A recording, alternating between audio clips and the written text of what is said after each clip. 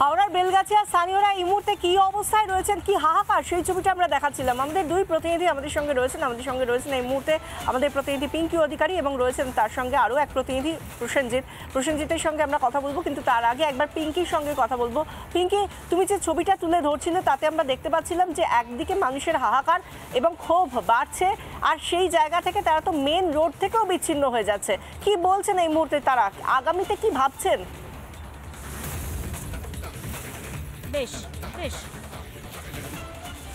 দেখো, একটি বেসরকারি সংস্থা ইন্টারন্যাশনাল ওয়েস্ট ম্যানেজমেন্ট গ্রুপ থেকে তারা এসেছেন এবং তাদের যারা এক্সপার্টস রয়েছেন, ওয়েস্ট এক্সপার্ট রয়েছেন, তাদের সঙ্গে আমি কথা বলবো। তার আগে যেটা নিয়ে কথা, এই ভাগাড়, সেই ভাগাড়ের ছবিটা তোমাকে দেখাই। তারা মনে করছেন যে এই ভাগাড়ের যে ধারণ ক্ষমতা সেটা ক্রমশ ক্ষয় হচ্ছে, যার ফলে মাটির উপরে একটা ক্রমশ চাপ পড়ছে।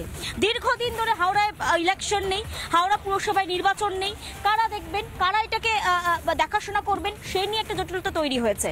আমি একটু চলে যাব একদম এক্সপার্টসদের কাছে। স্যার, আপনার নামটা একটু জানবো এবং আপনার ঘোষ। স্যার, একটু যদি আমাদের বোঝান যে এই ডাম্পিং গ্রাউন্ডটা এখন কি অবস্থায় রয়েছে এবং এই ফাটলটার তৈরি হওয়ার মূল কারণটা কি আমি বলতে পারি? ডাম্পিং গ্রাউন্ড মূল কারণটা হচ্ছে যে ডাম্পিংয়ে যতটা ডাম্প করা উচিত, হাইট যতটা হওয়া উচিত, হাইটটা অনেক বেশি আছে, যার জন্য মাটি বসে যাচ্ছে। আর মাটির যেহেতু বেসে কোনো আপনার কংক্রিট কিছু নেই, যার জন্য বসে গিয়ে এই ফাটলটা ধরছে, 1 নম্বর। 2 নম্বর হচ্ছে যে আপনার এই যে দেখছেন আগুন জ্বলছে দিক দিক করে, আপনার কি হয় যে যেগুলো কিচেন ওয়েস্ট থাকে সেই বর্জ্যগুলো থেকে মিথেন গ্যাস তৈরি হয়। এবার মিথেন গ্যাসটা কি হয়, মিথেন গ্যাসটা যখনই অক্সিজেনের সংস্পর্শে আসে ওটা জ্বলতে থাকে। আপনি যদি এগুলো খোঁচান দেখুন আরো আগুনটা ধিক করে জ্বলছে। আমরা তো এটা যদি বলি যে এর ভিতরে যে ফাটলগুলো দেখা যাচ্ছে, অনেকে বলছে গ্যাস উঠতে দেখা যাচ্ছে, এরকম কি চান্সেস রয়েছে? আমাদের সঙ্গে আরো একজন এক্সপার্ট যোগ দিয়েছেন, আমি একটু চলে যাব সাধন কুমার ঘোষ। স্যার, যেটা ওনাকেও প্রশ্ন করছিলাম যে বহুজন বলছেন যে কিছু বিস্ফোরণের আওয়াজ পাচ্ছেন, এটা কি থেকে মূলত হচ্ছে এবং এই ডাম্পিং গ্রাউন্ডটা কি ফাটলটার প্রধান কারণ আমরা বলতে পারি? ডাম্পিং গ্রাউন্ড, এতদিন ধরে ডাম্পিং গ্রাউন্ড আছে এইখানে। এই ডাম্পিং গ্রাউন্ডে মূলত যেটা হয়, যে কোনো ওয়েস্ট যদি কিছুদিন ফেলে রাখা যায় তাহলে সেটা পচে যায়। মূলত বায়োডিগ্রেডেবল যে ওয়েস্টগুলো তার অ্যামাউন্ট বেশি এবং সেটাই পচে যায়। এই ওয়েস্টগুলো পচে গ্যাস তৈরি করে এবং তার মধ্যে মেইন গ্যাস যেটা, সেটা হচ্ছে হলো মিথেন গ্যাস, আমরা যাকে CH4 বলি। মিথেন গ্যাস এর ক্যারেক্টারিস্টিক্স হচ্ছে হলো এ খুব সামান্য টেম্পারেচারে এবং প্রেশারে এ নিজে নিজে জ্বলে উঠতে পারে, একে জ্বালাতে হয় না। এবং এই যে আপনি যে আগুনগুলো দেখছেন, আরো একটা খুব স্পেসিফিকলি প্রশ্ন করব, এই যে ডাম্পিং গ্রাউন্ডটা দেখতে পাচ্ছেন পিছনে, এইটার কি আপনার মনে হচ্ছে এটা ধারণ ক্ষমতা ক্ষয় হয়েছে বা যতটা হওয়া উচিত তার থেকে অনেকটা বেশি রয়েছে? এর ধারণ ক্ষমতার অনেক বেশি চলে গেছে। কারণ ধারণ ক্ষমতা একটা তো স্ট্যান্ডার্ড ধারণ ক্ষমতা থাকে, যেখানে সয়েল সেটা টেস্ট করে বোঝা যায় ধারণ ক্ষমতা। কিন্তু আমাদের এখানে তো 40 তলা বিল্ডিংও আছে, সেটা তো কিছু হচ্ছে না। 40 তলা বিল্ডিংয়ের ধারণ ক্ষমতা সয়েলের তখনই বেড়ে যায় আমরা সেখানে ফাউন্ডেশন দিই, পাইলিং দিই, সেই জন্য ওটা অত উঁচু রয়ে গেছে। এইখানে সেই রকম কোনো ফাউন্ডেশন বা পাইলিং কোনো কিছু হয়নি। তার ফলে কি হয়েছে, আমার এমনি সাধারণ সয়েলের যা ক্যাপাসিটি তার তুলনায় এর হাইট হয়ে গেছে অনেক বেশি। তাহলে আমরা কি বলতে পারি ডাম্পিং গ্রাউন্ডটা সায়েন্টিফিক ওয়েতে বা বৈজ্ঞানিকভাবে প্ল্যান করে তৈরি করা হয়নি বা পরবর্তীকালে সেটার প্ল্যান করা হয়নি? এটা শুধু বলতেই পারিনি তা নয়, হাওড়ায় যে ডাম্পিং গ্রাউন্ডে আমরা এখন দাঁড়িয়ে আছি সেটা একদম আনসাইন্টিফিক। ভয়ঙ্কর কথা বলছেন, মানে যদি আনসাইন্টিফিক হয়ে থাকে, এতগুলো মানুষের জীবন এই মুহূর্তে শঙ্কার মধ্যে, এবং কারা দায়িত্ব নেবেন, কে দায়িত্ব নেবেন, সেটা অনেক পরের প্রশ্ন। যেটা অনেক বড় একটা নিশ্চয়ই। আমাদের সঙ্গে থাকবে এই মুহূর্তে আমরা একবার ভূমিরূপ তত্ত্ববিদ সুজিব করকে পেয়ে গিয়েছি টেলিফোন লাইনে, আমরা তার সঙ্গে একবার কথা বলে নেব। সুজিব বাবু, আমরা সরাসরি দেখতে পাচ্ছি বেলগাছিয়া হাওড়ার যে কন্ডিশন, তাতে করে মানুষের হাহাকার, জীবন একেবারে সংকটে চলে গিয়েছে। এত মিথেন গ্যাস উৎপন্ন হচ্ছে, এর থেকে বাঁচার উপায় কিছু আছে কি? দেখুন, বাঁচার উপায় তো এই মুহূর্তে নেই সেই অর্থে কিছু, যতক্ষণ না গ্যাসটা সম্পূর্ণভাবে নির্গত হচ্ছে। এখন আলটিমেটলি কি কারণের জন্য বিপর্যয় সেই ব্যাপারটা বলা যেতে পারে। বেসিক্যালি এই অঞ্চলে যে ডাম্পিং গ্রাউন্ডটা, সেই ডাম্পিং গ্রাউন্ডটা তলদেশ দিয়ে অ্যাকচুয়ালি গঙ্গা নদীর প্রবাহ সেখানে বিদ্যমান, যে কারণের জন্য দীর্ঘকাল ধরে এখান থেকে পলিরাশি ধৌত প্রক্রিয়া স্থানান্তরিত হয়ে গিয়ে মাটির তলায় বিস্তীর্ণ শূন্যস্থান বা ভয়েড তৈরি হয়েছিল। আর ডাম্পিং গ্রাউন্ডে যে সমস্ত মানে প্রাণীদের দেহ পচন এবং গলনের ফলে যে তরল পদার্থ যে অ্যাসিড তৈরি হয় সেটা মাটির মধ্যে প্রবেশ করে গিয়ে আলটিমেটলি একটা বিস্তীর্ণ বলা যেতে পারে পুষ্করিণী তৈরি করেছে এই ভাইকম স্পেসের মধ্যে, এবং সেটা পুরোপুরি মিথেন গ্যাসে পরিপূর্ণ। যেহেতু ওই অঞ্চলের উপর দিয়ে জলের স্থানীয়রা যে রয়েছেন সেটা তাদের জন্য বিপদ মুক্ত? একদমই বিপদমুক্ত নয়, এটা সেই অঞ্চলের মানুষের জন্য অত্যন্ত ক্ষতিকারক। তার কারণটা হলো যে এখানকার যে লোকেরা রয়েছেন তারা অত্যন্ত গন্ধ দূষণে ভুগতে শুরু করবেন, তাদের ডাইজেস্টিভ সিস্টেম গুলো ক্ষতিগ্রস্ত হবে, শ্বাসযন্ত্র মানে আগামীতে ফল হয়তো একেবারে অনেক বড় আকারে দেখা যেতে পারে, যেটা আশঙ্কার জায়গা। অনেক ধন্যবাদ আপনাকে সুজীব বাবু আমাদের সঙ্গে ফোনে কথা বলার জন্য।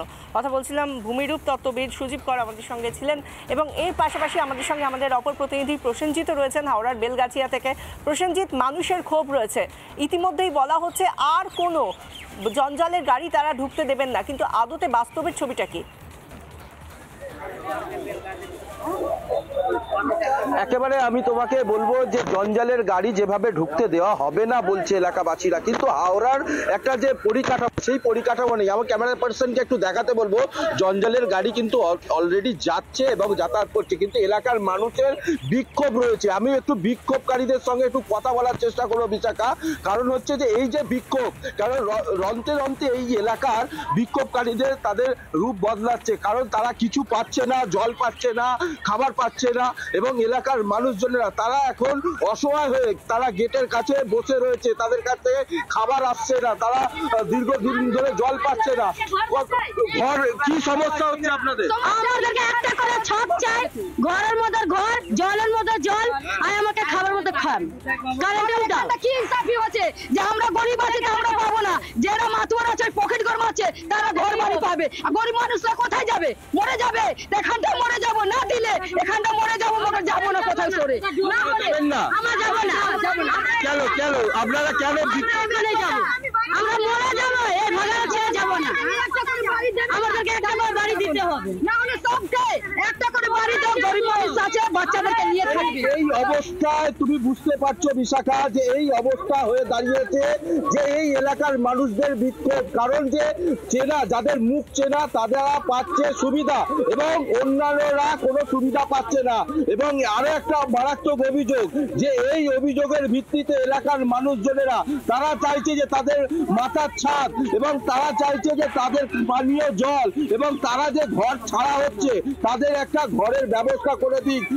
কোন রকমের সরকারি সাহায্য তো বটে দূরের কথা, কোন সরকারি সাহায্য তো দূরের কথা, কোন রকম কোন সাহায্য পর্যন্ত আসছে না। লোকজন তারা বিক্ষোভে, তারা বাড়িতে জল নেই, নির্জলা অবস্থায় তারা পড়ে রয়েছে, তারা এখানেই বলছে যে আমরা মরে যাব। কিন্তু এই ঘটনা অন্তে অন্তে রদ বদলছে, যে এদের অবস্থা এতটাই শোচনীয় হয়ে পড়েছে যে তারা চায়। হ্যাঁ, আমি চাইছি যে যত গরিব মানুষ আছে তাদেরকে একটা করে ঘর চাই, জল বিজলি এটা চাই, আর কিছু না। আর না দিলে পরে আপনাদের যে ঘর ভেঙে গেছে, আপনাদের যে বাড়ি মানে মাটির তলা থেকে সরে গেছে, ইলেকট্রিক নেই, আপনারা কতটা অসুবিধার মধ্যে পড়ে? অনেক কষ্টতে পড়ে আছি। প্রশাসনের আধিকারিকরা এসেছিল, ওরা মুখ দেখা দেখা ঘর বাড়ি দিচ্ছে, আমাদেরকে দেবে না। লেখা আছে যে ঘর বাড়ি যাদেরকে আগে তো ফাটল দেখা দিয়েছিল, এই ফাটল দেখার পরে সাধারণ মানুষ কি প্রশাসনের কাছে বলেছিল, অভিযোগ করেছিল? এটা ভালো নেই, অন্যায় করছে, কেন অন্যায় করবে? 6-7 বছর আগে এই এলাকায় ফাটল দেখা দিয়েছিল, তখন কি প্রশাসনের আধিকারিকরা কোনো ছিল না? কিছু ছিল না, সবাই এখানটাই আমরা ছিলাম। আজকে দিন ছোট বলে জন্ম হয়েছে, মা বাবা এখানটা মারা গেছে, তাদের দিয়ে আমরা আছি, বুড়ি হয়ে গেলাম, তা আমরা কোথায় যাবো এখন ছেড়ে? আমরা তো কোথাও জানাবে নেই, জায়গা দিচ্ছে না আমাদেরকে দিচ্ছে না। স্বাভাবিকভাবেই তারা বলছেন তারা নিজেদের জায়গা ছেড়ে যাবেন না, যতক্ষণ না তাদের মাথার উপর কোনো ছাদ আসছে ততক্ষণ পর্যন্ত তারা এই জায়গা থেকে যাবেন না। তারা ছাদ চাইছেন, জল চাইছেন, স্বাভাবিক জীবনযাত্রা চাইছেন। অনেক ধন্যবাদ প্রসেনজিৎ, অনেক ধন্যবাদ পিঙ্কি, আমাদের সঙ্গে ছিলেন আমাদের দুই প্রতিনিধি। এই মুহূর্তে যে ছবিটা আমরা দেখতে পাচ্ছি, এলাকায় মানুষ তারা হাহাকার করছেন, জল নেই, বিদ্যুৎ নেই, তারা একটু যে হেঁটে যাবেন তারা মেন রোডের দিকে, সেই রাস্তাটার মধ্যে এত বড় ফাটল, সেই জায়গা দিয়ে তারা যেতে পারবেন কি করে তা নিয়ে একটা প্রশ্ন। কোন অবস্থায় রয়েছেন তারা, সেই জায়গা থেকে তাদের ক্ষোভে ফেটে পড়ছেন তারা। এই জায়গা থেকে দিলীপ ঘোষ এবং ফিরহাদ হাকিম তারা কি বলছেন শুনুন।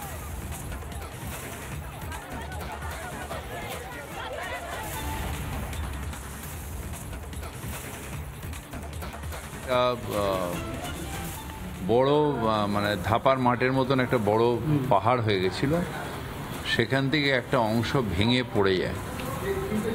কারণ কিছু কিছু জায়গায় তারা কি করে, যারা র্যাক পিকার্সরা থাকে, একটা বাঁধন থাকে, তো কিছু মেটেরিয়াল তোলার জন্য তারা ওগুলোকে খুঁড়তে ওগুলো আলগা হয়ে যায়, হয়ে গিয়ে একটা বড় ধস নেমেছে। ধস নামতে ন্যাচারালি একটা বড় ভাইব্রেশন হয়েছে ধসে, তাতে কিছু ফাটলও আছে। আর আমাদের একটা পাইপলাইন ছিল, সেই পাইপলাইনটা ফেটে যায়। কলকাতা কর্পোরেশন যেহেতু রোজার সময় ওখানে রেগুলারলি জল দিচ্ছে, আর কেএমডি এই কাজটা এখন হাতে নিয়েছে। আশা করা যায় 2-1 দিনের মধ্যে এই লাইনটা রেস্টোর হয়ে যাবে। কী কারণে তার অনুসন্ধান করা উচিত, যাতে আগামী দিনে এরকম দুর্ঘটনা না ঘটে। অনেক জায়গায় হঠাৎ পুকুর বুঝিয়ে দেওয়া হচ্ছে, হঠাৎ গর্ত বুঝিয়ে দিয়ে বাড়িঘর হয়ে যাচ্ছে, জল ঢুকলে ধস হয়ে যাচ্ছে। এ ধরনের ঘটনা রানিগঞ্জ আসানসোল এলাকায় হয়েই থাকে।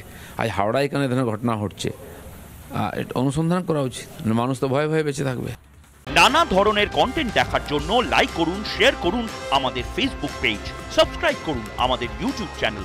পাশাপাশি অন্যান্য ব্রেকিং নিউজের জন্য অবশ্যই চোখ রাখুন রিপাবলিক বাংলায়।